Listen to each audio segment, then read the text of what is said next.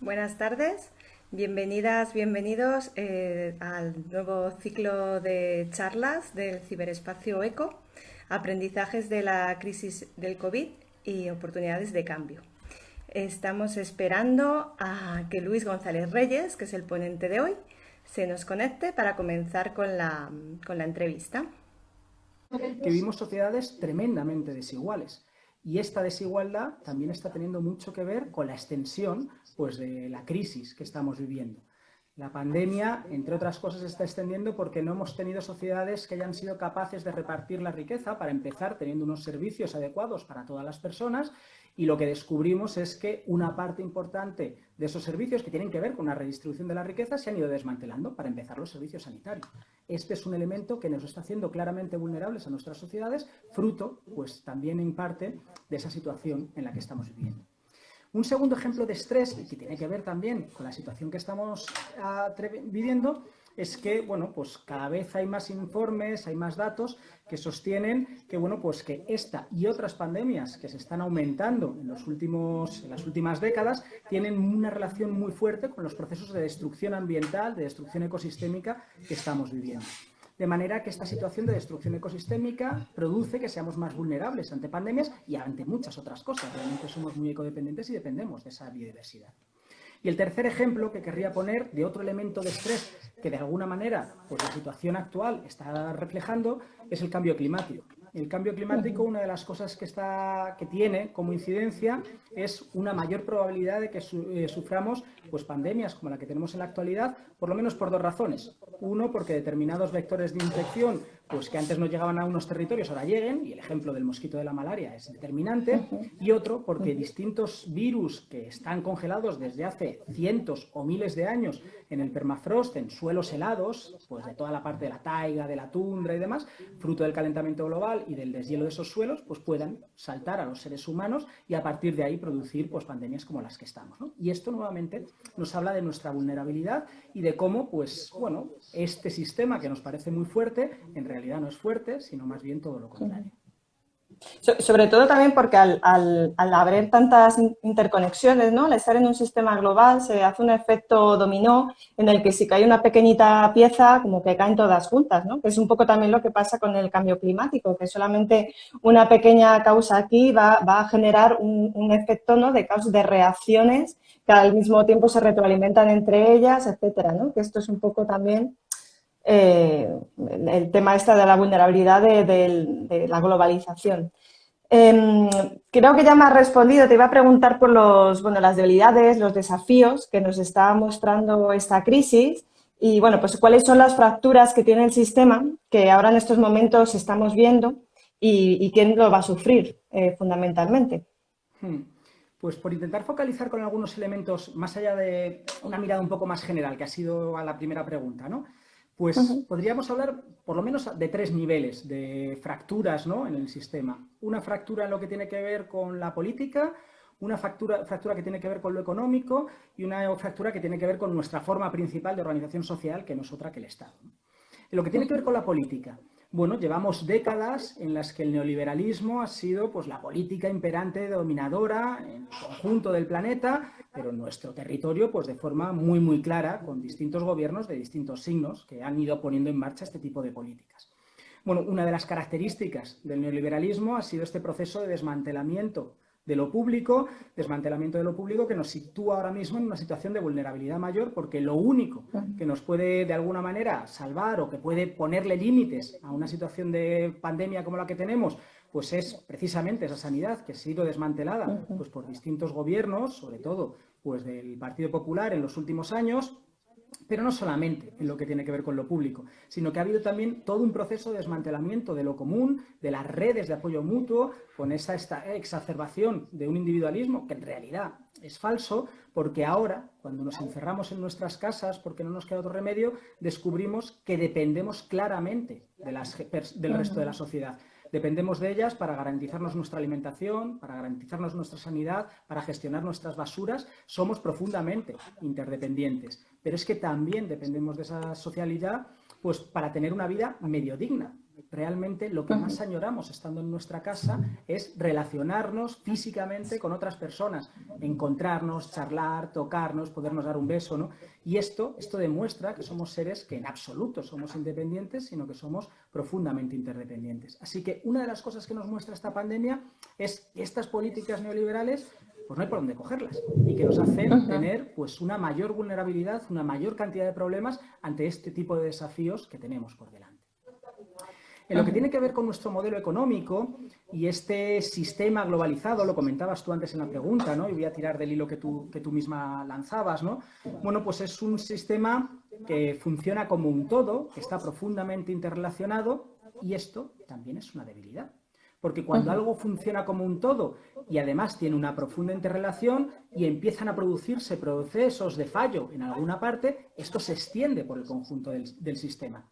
Vemos que el coronavirus lo que ha hecho es exacerbar un proceso que ya se venía produciendo, un proceso, bueno, pues de crisis económica que ahora se ha convertido en una crisis económica mayúscula a nivel global y que se ha extendido por el conjunto del planeta, ya que está todo interrelacionado. No es una pieza que haga que caiga y ya está, sino que, como tú decías, es una pieza que precipita una caída de todo esto. Pero es que es claro. más... No, sí, perdona. No. Sigue. No solamente tenemos, pues de alguna manera, un sistema interconectado, sino un sistema en el que hay determinados nodos muy, muy importantes que hacen que la caída sea mucho más brusca porque su lugar es muy central y a la vez su vulnerabilidad también es muy central. Y voy a poner solo dos ejemplos. Uno sería todas las ciudades. Las ciudades son un elemento absolutamente central ahora mismo en la reproducción del capital, central en lo que tienen que ver con nuestros órganos de gobierno, pero son tremendamente vulnerables. Ahora mismo, pues bueno, la crisis del coronavirus no ha producido pues un cierto desabastecimiento en las ciudades, pero podría haberlo producido. Y probablemente vivamos otras situaciones de crisis en las que, por ejemplo, frente a carestías en líquidos combustibles, diésel, gasolina y demás, pues veamos cómo no entran los miles de camiones que entran todos los días en Barcelona, en Madrid, en Valencia, en Sevilla, sin las cuales estas ciudades no se mantienen. Porque no solamente requieren de esa entrada gigantesca de alimento, sino también de energía, de agua, de materiales, de distintos bienes. Tenemos una dependencia muy fuerte del exterior, somos nodos centrales, pero a la vez somos tremendamente vulnerables.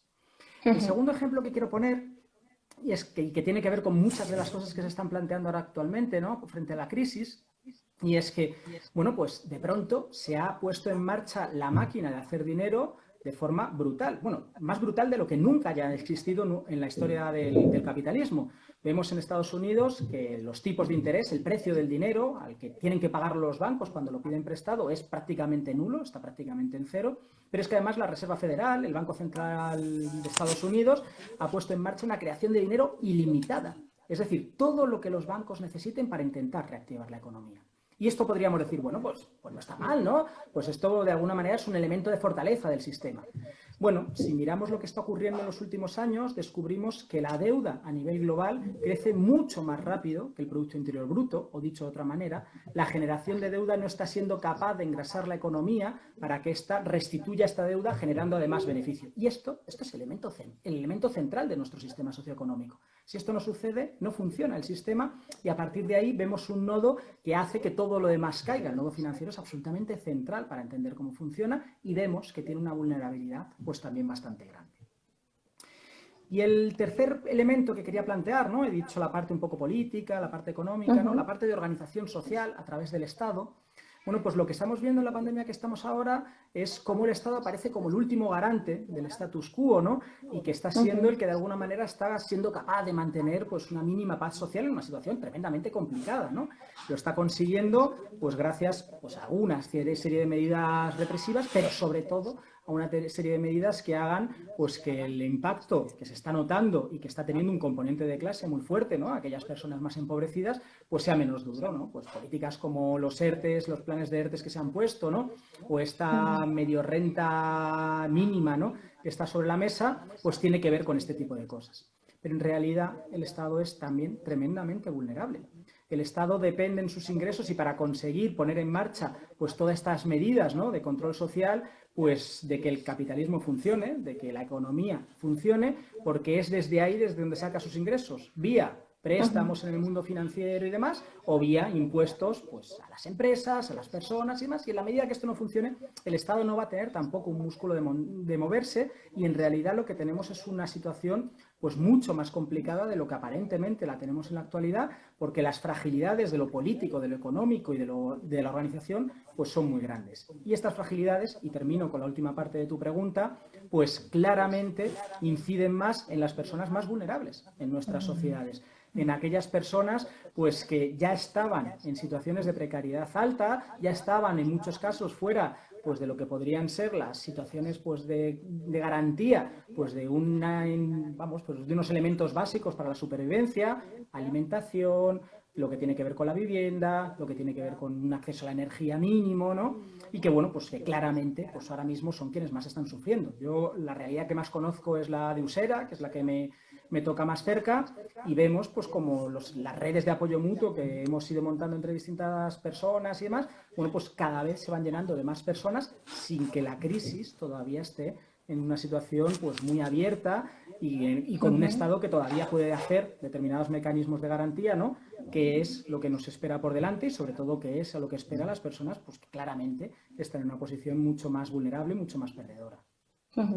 Bueno, esto me lleva a varias reflexiones que también son las siguientes preguntas. Bueno, primero compartir contigo, ¿no? el escenario que decías de las ciudades, los escenarios urbanos, lo incompatibles que son y que pueden llegar a ser con la vida, ¿no? Lo insostenibles que son, incluso ahora con el proceso de desescalada y lo que se ha visto ahora desde este domingo, que podían salir los niños a la calle, y al final es como, no, es que hay mucha gente en la calle. Pienso, es que somos muchas personas en la ciudad, tenemos poquísimas zonas verdes para pasear, o sea que al final este hacinamiento de personas en las ciudades también nos lleva, de hecho por eso también en Madrid la propagación del virus, ¿no? Ha sido mucho más grande que, bueno, en una ciudad más pequeña y por supuesto en un pueblo, o sea, es que no tiene sentido que vivamos tantas personas juntas y eso, ¿no? También con tan pocos espacios verdes.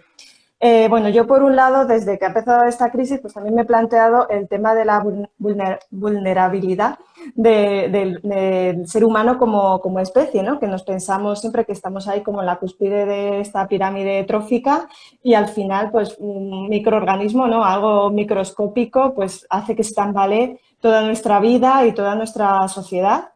Y luego, por otro lado, también me planteo el tema que ahora que estamos consumiendo lo imprescindible, que se ha dejado de producir a los mismos niveles que estamos produciendo, de viajar, ¿no? De consumir hidrocarburos, etcétera, y se ha visto una reducción de la contaminación. Y, sin embargo, por otro lado está lo que acabas de contar, ¿no? Esa crisis económica que vendrá, que encima afectará siempre a las capas sociales pues más fustigadas, ¿no? Y bueno, yo me pregunto esto, ¿no? ¿Cómo podemos hacer, cómo podemos alinear nuestro sistema, o sea, sin que haya una hecatombe económica, pero hacer un sistema mucho más sostenible y mucho más en consonancia con nuestro medio, ¿no? Donde vivimos. Había por aquí una persona que hacía un comentario como que después de esto, ¿no? La reflexión es volver a, ¿no? Cuando salgamos de esta necesitamos aprovechar esta oportunidad para una política verde, decía Manuel Anguita, ¿no? Necesitamos dar voz a lo esencial, ¿no? Es como poner esto que se dice tanto de la vida en el centro en este sistema, si es capaz el sistema, ¿no? de hacer eso, ¿no? De abrirse a ese cambio de modelo, si crees que estamos a tiempo para un cambio, si podríamos hacer una reflexión y cómo conseguirlo, ¿no? Cómo poder evitar situaciones como esta en el futuro, qué pasos dar cuando termine esta crisis bueno, pues para un cambio de modelo del sistema, porque ya hemos visto que se puede romper por muchos sitios y bueno, para mí una pandemia como la del coronavirus es muy pequeña, ¿no? Con lo que puede llegar a venir, ¿no? De la emergencia climática, es como nada. Sí, empiezo por la primera reflexión que hacías y lo enlazo justo con lo segundo, ¿no? Porque yo creo que la primera reflexión es absolutamente central. Es entender que, primero, somos ecodependientes, dependemos del conjunto de seres vivos y del conjunto de relaciones dentro de la trama de la vida, pues para podernos sostener. Esto es absolutamente central y es algo que desde la perspectiva teórica, pues probablemente tengamos muy claro, pero desde nuestra perspectiva vital de cómo vivimos y sobre todo cómo funcionan nuestras economías, en absoluto está claro, porque vivimos como si esto no sucediese. Y esto es determinante. Y a partir de ahí, no solamente entender que somos ecodependientes, sino que somos profundamente prescindibles dentro de la trama de la vida. O Si el ser humano desapareciese, que obviamente no abogo por la desaparición de la especie a la que pertenezco, ¿no? Bueno, pues la vida en la Tierra seguiría funcionando. Pero si desapareciesen las bacterias, la vida en la Tierra sería imposible. No hacemos ningún servicio básico, imprescindible, fundamental para la trama de la vida, pero en cambio las bacterias, esos seres microscópicos, pequeños, pues poco desarrollados, que decimos, ¿no? Se encargan de un elemento absolutamente central y es cerrar el ciclo de la materia. En nuestro planeta, pues no entra materia nueva, entra energía, pero no entra materia, y esto significa que nos tenemos que apañar durante cientos de miles de millones de años con la misma materia. Y esto requiere un reciclaje prácticamente perfecto. Los ecosistemas de la Tierra están diseñados para tener un reciclaje perfecto o casi perfecto dentro de lo que se puede, ¿no? Del orden del 99,5%, 99,8%, que vamos, los seres humanos, nuestras sociedades ni soñamos con eso, y eso en gran parte es gracias a todo el mundo microbacteriano, ¿no? Que son quienes permiten esta historia. Y si hay alguien imprescindible, si hay algunos seres imprescindibles, tienen que ver con esto. Y esto yo creo que nos debe recolocar, ¿no? Esta doble mirada, ¿no? De nuestra ecodependencia y de nuestra, bueno, pues poca prescindibilidad, ¿no? Dentro de lo que estamos. Porque vivimos una crisis profunda de no haber entendido estos dos elementos y más cosas, ¿no? Pero estos dos elementos son fundamentales de no haberlos entendido en nuestra práctica habitual, ¿no?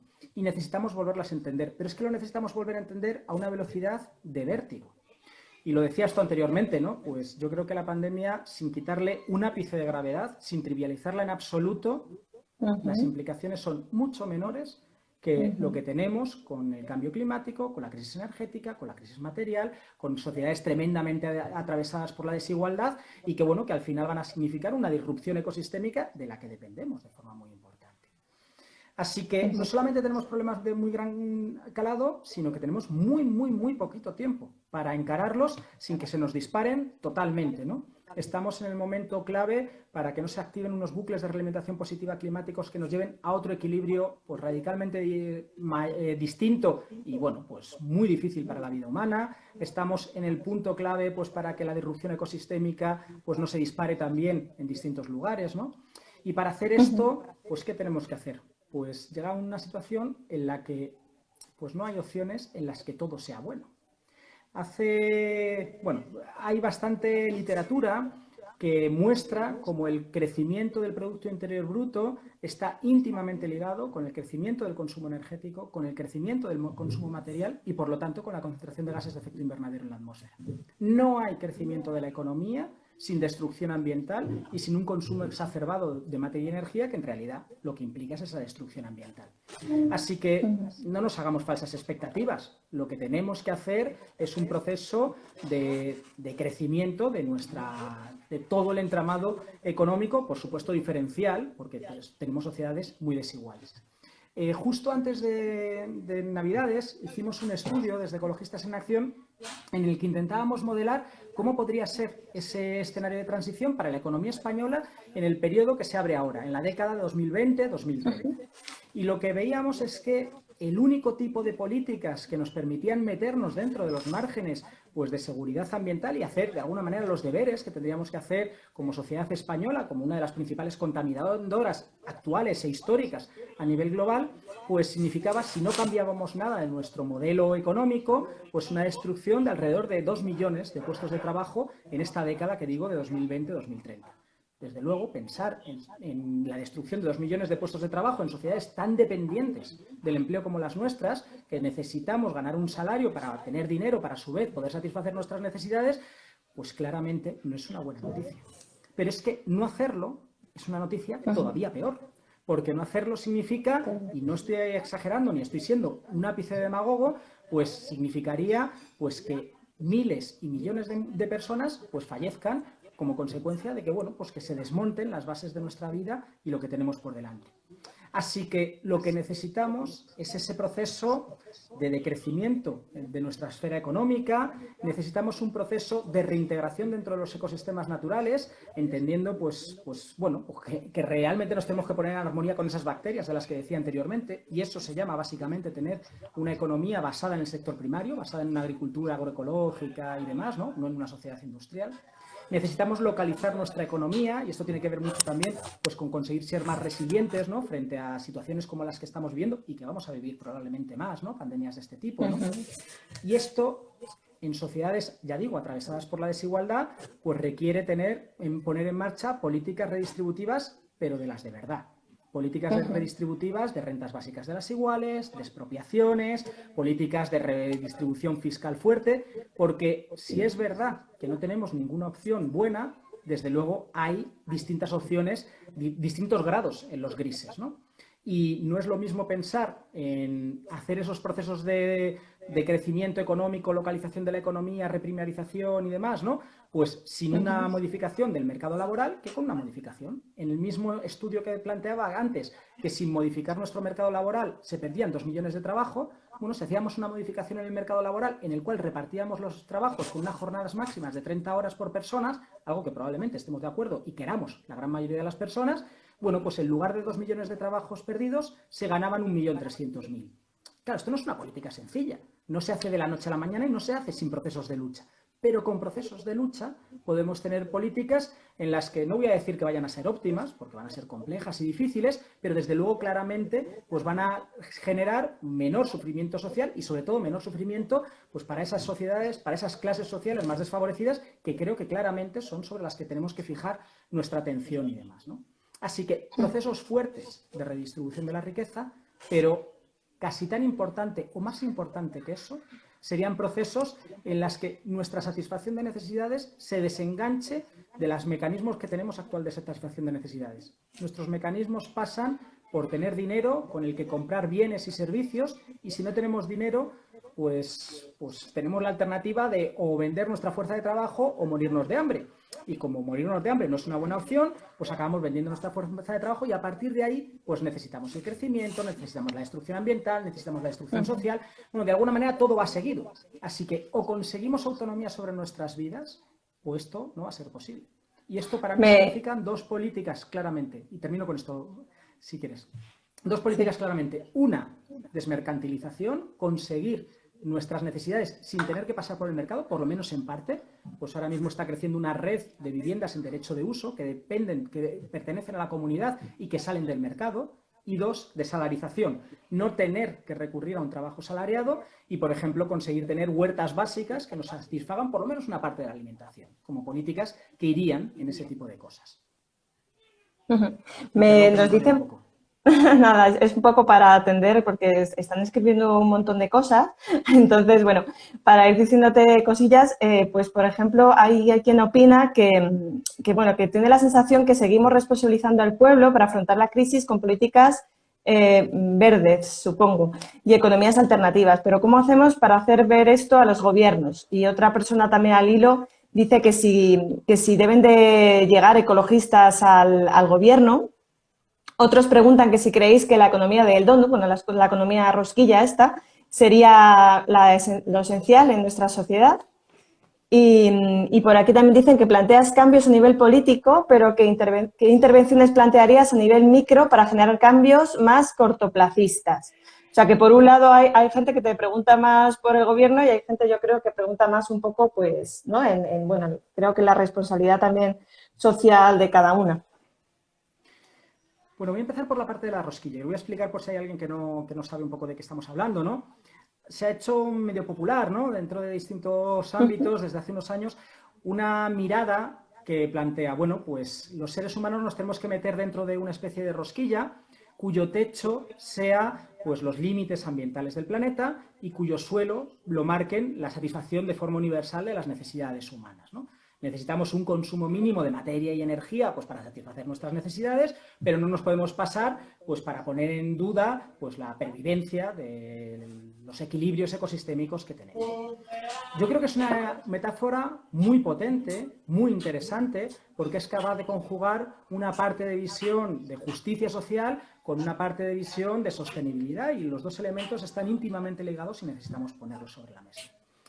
Mi duda respecto a la visión que comparto es si en muchos casos el suelo no estará demasiado cerca del techo. Es decir, si fruto de los procesos de degradación ambiental tan potentes que hemos ido teniendo durante los años, y que hay una parte que es ya inevitable e imparable, que va a ir a más, porque los ecosistemas tienen pues unas inercias que no se paran con que ahora mismo dejásemos de emitir CO2 ni nada de esto, sino que esto iba a seguir, ¿no? Y que no nos obliguen pues a ajustarnos el cinturón tanto como para estar rozando el suelo si queremos hacer unas cosas pues realmente de acceso universal a este tipo de bienes y demás, que claramente lo tenemos que hacer. De manera que desde ahí volver a enfatizar que necesitamos políticas muy potentes de redistribución de la riqueza. Ya no vale la redistribución por goteo del siglo XX, ¿no? De que hay crecimiento y bueno, pues algo le va tocando a todo el mundo, ¿no? De ese crecimiento, no, eso se acabó. En un escenario en el que va a haber decrecimiento, lo queramos o no, porque estamos chocando con los límites ambientales, el reparto es mucho más importante, porque cuando la tarta es más pequeña, es fundamental que los trozos, para quienes tienen poco trozo, crezcan en porcentaje, porque si no, no les va a tocar nada. Y esto creo que es una política determinante en el mundo que estamos abriendo ahora mismo, en el mundo característico del siglo XXI. Así que para conseguir esto, y enlazo con estas partes más desde la perspectiva más gubernamental y desde la perspectiva más social, bueno, pues yo creo que, y estando en un contexto de falta de tiempo, pues que tenemos que darle a todos los palos a la vez.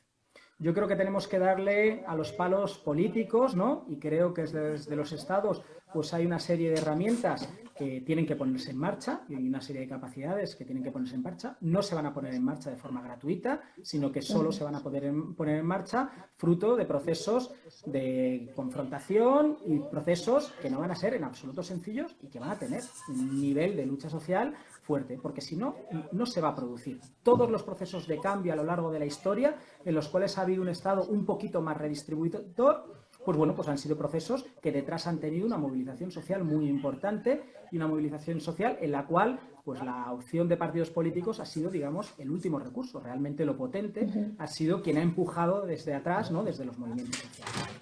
Yo creo que eso es importante, creo que es necesario y con la falta de tiempo que tenemos, pues bueno, es algo con lo que vamos a tener que jugar.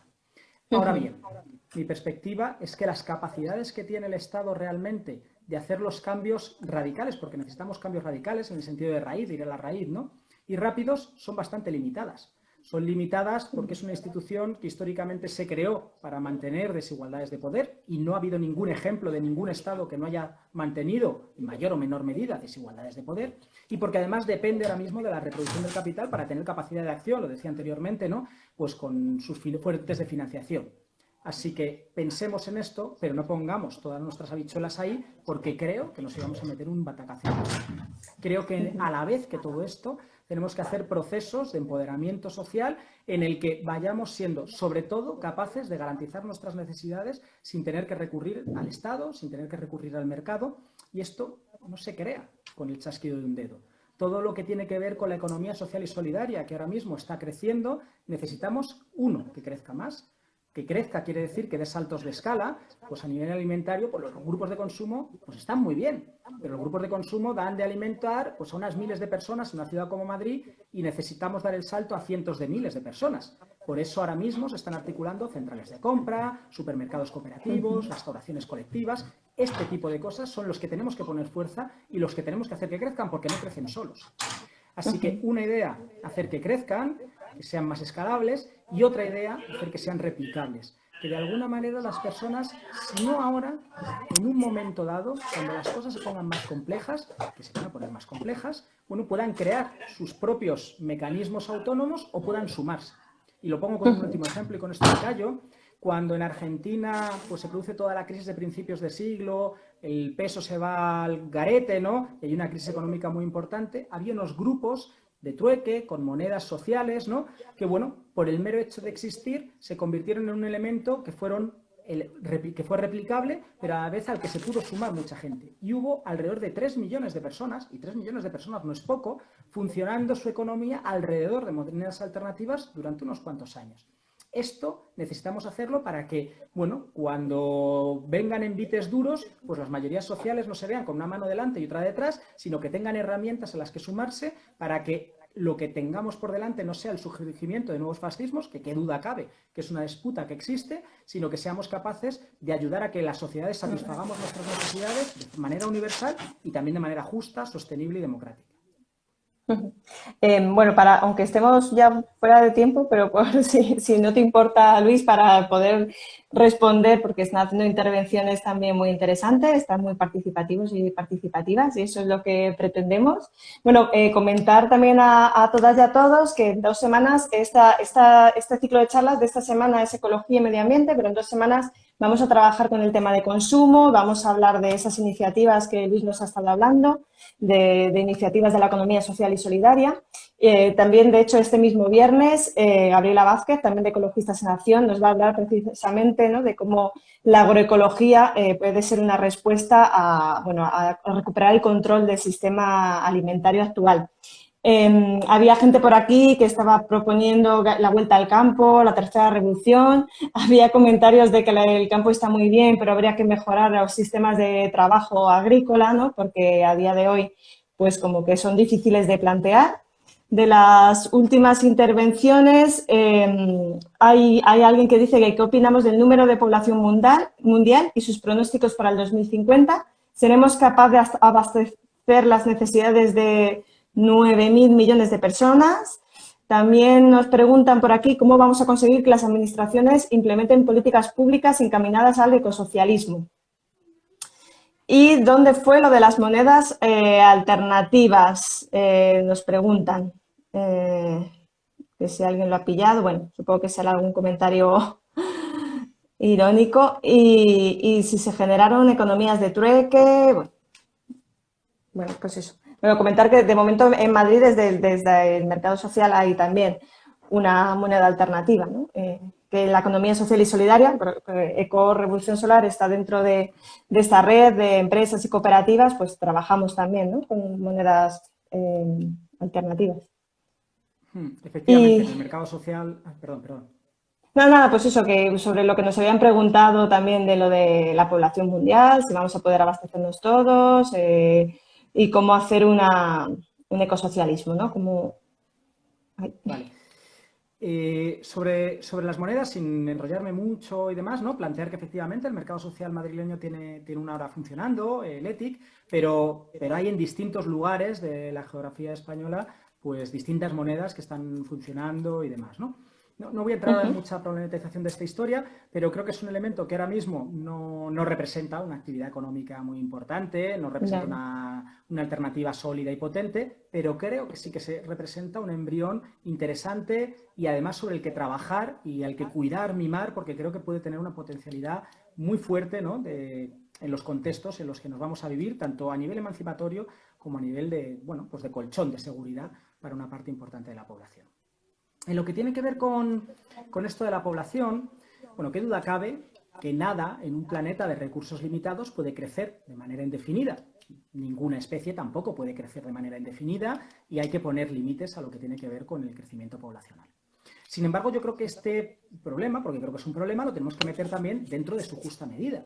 Si vemos cuáles son, digamos, los 3 vectores de destrucción ambiental, uno, pues tendría que ver con la población, cuanta más población hay, más consumo, y esto tiene que ver con la destrucción ambiental, que es lo que decía la pregunta. 2, el consumo de cada una de las partes de la población, es decir, no es lo mismo tener pues una población de X millones de habitantes que consuman Y que consuman 2Y, ¿no? Obviamente si consumen 2Y, pues hay un impacto mayor.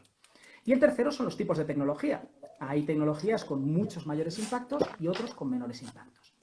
Bueno, lo que plantean los estudios es que hasta la revolución industrial la población era un elemento determinante, el más importante, en lo que tenía que ver con los procesos de degradación ambiental de las sociedades. Pero que desde la revolución industrial para acá, los 2 elementos determinantes son las tecnologías que utilizamos y el consumo de una parte determinada de la población. No del conjunto de la población, sino de ese 1%, 10% más enriquecido del planeta. Así que, bueno, necesitamos poner un foco en la población y esto tiene que ver con un empoderamiento de las mujeres sobre su propio cuerpo y una decisión sobre la natalidad y hacerlo también de forma social y demás. No voy a entrar ahora en esto, pero sobre todo, si tenemos que focalizar en reducir de forma muy importante el consumo, sobre todo de quienes tienen niveles de consumo absolutamente suntuarios, ¿no? Y que es una parte, pues ya digo, relativamente importante de la población. Y 2, sobre las tecnologías que utilizamos y hacer una transición hacia tecnologías blandas y realmente pues, sostenibles, es decir, que se produzcan con materiales sostenibles y que además se integren luego en el medio y demás. Y lo último, lo que tenía que ver con el tema del campo, bueno, pues simplemente plantear un par de políticas. Tendríamos que plantear bastantes más, ¿no? Pero yo creo que el proceso de ruralización que necesitamos tener, creo que es una cosa imperiosa de llevar a cabo, porque si no probablemente se va a producir por las malas, así que vamos a incentivarlo por las buenas. Yo creo que por lo menos tiene que tener dos políticas. Uno, aquello que se hablaba de la reforma agraria, de la tierra para el que trabaja, bueno, pues que eso es fundamental, porque en un territorio como el nuestro, en el que el latifundio todavía es una cosa pues muy importante, bueno, pues si no tenemos procesos en los que la gente puede acceder a la tierra, pues no va a haber vuelta al campo que valga. Y un segundo elemento, y que tiene que ver con alguno de los elementos que también hablábamos anteriormente, y es esta parte de los servicios públicos, es que si queremos que la gente vuelva al campo, bueno, pues tenemos que hacerlo más agradable. Así que nos tenemos que pensar en dónde ponemos las inversiones. En rescatar autopistas, en rescatar compañías aéreas, aeropuertos, bancos y más, o en poner servicios públicos en los entornos rurales que son más caros que en los entornos urbanos, porque los utiliza una cantidad menor de población, pero que hacen que esos entornos pues sean más deseables para parte de las poblaciones. Bueno, creo que estas y otras políticas, como los precios del transporte, como los procesos que tienen que ver con la recalificación en las ciudades y demás, bueno, podríamos ponerlos en marcha para incentivar esa vuelta al mundo rural, que creo que es absolutamente central desde una perspectiva de sostenibilidad de las ciudades. No es posible, es un anatema, que puedan ser sostenibles en ningún caso. ¿Y sobre las políticas públicas ecosociales? Que nos preguntaban cómo hacer para que la Administración implemente este tipo de políticas públicas. ¿Sobre qué políticas públicas poner en marcha o sobre cómo implantarlas? Es que no me he entrado de la pregunta. Pues un momento. Sí, ¿cómo vamos a conseguir que las implementen? Bueno, pues yo creo que conseguir que las implementen para mí pasa por dos elementos fundamentales. Uno, un proceso de presión social continuada. La presión social tiene éxitos, es capaz de poner en marcha políticas.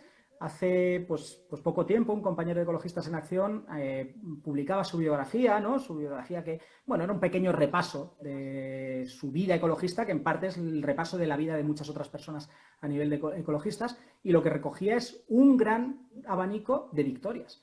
Pues a lo mejor no las que hubiéramos querido, ni todas las que hubiéramos querido, ni todas las que hubieran sido necesarias, pero sí que hay victorias. Y las victorias se consiguen como procesos de luchas. Las luchas tienen éxitos. Lo que pasa es que no tienen éxitos inmediatos y no tienen éxitos sencillos. Son éxitos complicados y en sociedades complejas como las nuestras, pues complicados. Así que creo que necesitamos esto. Pero además de esto, y me atrevería a decir incluso que por encima de esto, necesitamos tener una capacidad de autonomía. Y volviendo con el mundo rural, si ahora mismo a nivel global uno de los movimientos sociales con más capacidad de resistencia es el movimiento campesino, es porque, entre otras cosas, tiene una autonomía de vida que otros movimientos no tenemos. El campesino, en la medida que controla la tierra y los mecanismos para trabajarla, las semillas, el agua, las herramientas, tiene una capacidad de resistencia muchísimo mayor que quienes vivimos en ámbitos urbanos que dependemos del mercado para funcionar. Y a partir de depender del mercado para funcionar, dedicamos la mayor parte de nuestra vida a trabajar para reproducir el capital. La mayor parte de nuestros condicionantes al final no son ni los medios de comunicación, ni la creación cultural, que no quiero quitarle ninguna importancia, que la tiene. Pero al final de todo, pues cuando el movimiento ecologista pierde luchas, pues porque esta central nuclear tiene que ponerse aquí porque genera tantos puestos de trabajo, o que quitarla destruye tantos puestos de trabajo, independientemente de que sea verdad o mentira, lo que hay detrás es una realidad y es nuestra dependencia de esos puestos de trabajo. Así que, o como movimientos, nos tomamos muy en serio el tener independencia y el ser capaces de tener autonomía, o lo vamos a tener muy crudo para realmente ganar victorias. Porque una vez que tenemos unos ciertos grados de independencia económica, las luchas sociales son mucho más fáciles. Y no digo que haya que hacer una cosa antes que la otra. Creo que las dos cosas se tienen que entrelazar y tenemos que tener luchas que, a la vez que nos generen independencia, sean capaces de presionar a los cambios políticos, ¿no? Desde esa perspectiva pues más ecosocial, o como cada cual la quiera denominar, ¿no? Porque, y con esto termino ya, creo que tenemos que entender que no tenemos tiempo, que lo que hagamos lo vamos a tener que hacer en un solo movimiento, ¿no? Que no vamos a poder hacer primero una fase fácil y luego una difícil, o primero esta fase y luego la otra, porque como se nos ha agotado, como estamos en periodo de descuento, lo que hagamos lo vamos a tener que hacer de golpe. Así que, bueno, probablemente viejas discusiones entre dentro de las instituciones o fuera de las instituciones, pues pequeños cambios o grandes cambios. Bueno, pues a lo mejor no tienen tanto sentido porque hay que hacerlo todo a la vez. ¿no? Y de forma probablemente pues un poco chapucera, improvisada, como podamos, ¿no? Porque nuestro tiempo no es el tiempo de la planificación, sino el tiempo de adaptarnos a unas situaciones complejas y tomando muchas veces pues la decisión menos mala, la opción menos mala, porque las buenas pues a lo mejor ya se han ido fuera de nuestro alcance, ¿no? Y esto requiere pues templanza, requiere pues estar bien vitalmente, proyectar pues capacidades positivas, ¿no? Y altas capacidades a la sociedad, ¿no? Y entender que dentro de lo problemático que tenemos por delante hay espacios de esperanza reales, posibles, a partir de los cuales, pues bueno, pues vamos a aprovechar también las oportunidades que se nos abren, en muchos casos dolorosas, pues para construir sociedades realmente justas, democráticas y sostenibles. Sí, bueno, ya muchas gracias, Luis, por esta última reflexión. Bueno, hablaba gente aquí y decía que también que las ciudades es importante hacerlas sostenibles, ¿no? También porque es verdad que hay un éxodo todavía urbano. Las ciudades cada vez, pues bueno, aumentarán el tamaño para más población y también es otro reto hacer más sostenible la ciudad. Y también quería comentar otro comentario que, bueno, que da para otra charla, ¿no? Que dice que no es posible pensar en la sostenibilidad sin problematizar las relaciones norte-sur global, ¿no? Las dinámicas de consumo y comercio colonial deben ser pensadas desde el norte. Nos comentaba también otra persona que sí, por supuesto. Hay otra compañera que nos habla del feminismo, de escuchar al feminismo. Y voy a utilizar este comentario para anunciar la charla de mañana aquí en el Ciberespacio Eco, que viene Alicia Puleo, para hablar precisamente de perspectivas ecofeministas en esta crisis de COVID. Y bueno, y animaros también a que vamos a estar aquí todos los días, como hoy, a las 8:10, después del aplauso, durante esta semana hablando de ecología y medio ambiente. El miércoles tendremos a César Javier Palacios hablando de la naturaleza, de cómo ha aprovechado el confinamiento y qué podemos aprender. El jueves tenemos también a otro compañero de ecologistas, a Samuel Martín Sosa, que viene a presentar su libro, Manual de lucha contra el cambio climático. Muy interesante el libro, por cierto. Y el viernes pues viene Gabriela, como os había dicho, Gabriela Vázquez, también de Ecologistas en Acción y de la Fundación Entre Tantos, a hablarnos de la agroecología como una oportunidad para recuperar el control sobre la alimentación. Y bueno, pues muchísimas gracias, Luis González Reyes. Me ha parecido súper interesante. Aunque nos hayamos alargado, creo que, vamos, nadie se ha dado cuenta porque a mí se me ha hecho súper rápido, la verdad. Es un placer escucharte siempre. Esperamos que puedas venir a nuestro espacio ECO. No sé, cuando publiques un libro o cualquier informe o cuando quieras, sabes que estás invitadísimo a compartir con nosotras nuestro espacio. Y también invitaros a los que nos estáis viendo ahora mismo desde Instagram. Muchísimas gracias por vuestra participación y también invitaros a nuestro espacio a que vengáis a vernos en persona cuando podamos tocarnos y también que, bueno, que nos sigáis en redes sociales, que también os podéis meter en la página de Ecorevolución Solar, que bueno, otra de las propuestas que nosotras hacemos precisamente es ese cambio de modelo energético y bueno, estamos haciendo también muchas propuestas bonitas que os invitamos a ver en nuestra página web para hacer ese cambio de modelo que todo el mundo puede participar de la energía solar en la que estamos trabajando. Así que, bueno, pues muchísimas gracias, Luis, de nuevo, y espero verte prontito. Pues nada, que muchísimas gracias por la invitación, pero sobre todo muchas gracias por el trabajo que estáis haciendo ahí en ECOO. Yo creo que son los trabajos que necesitamos, ¿no? Ese tipo de redes, ese tipo de construcción de otras formas de vivir, otras formas de, bueno, pues de tener una existencia digna sobre este planeta y además una existencia responsable. Y que bueno, pues que ha sido un placer este ratito de encuentro. Así que es mi primera vez que entro en Instagram, jamás había entrado y me sorprenden todos estos corazones que van saliendo continuamente, que no sé muy bien de qué va la historia y me tengo que enterar. Así que, nada, es amor cibernético. Muchas gracias por el trabajo. Igualmente, Luis, un besazo. Adiós.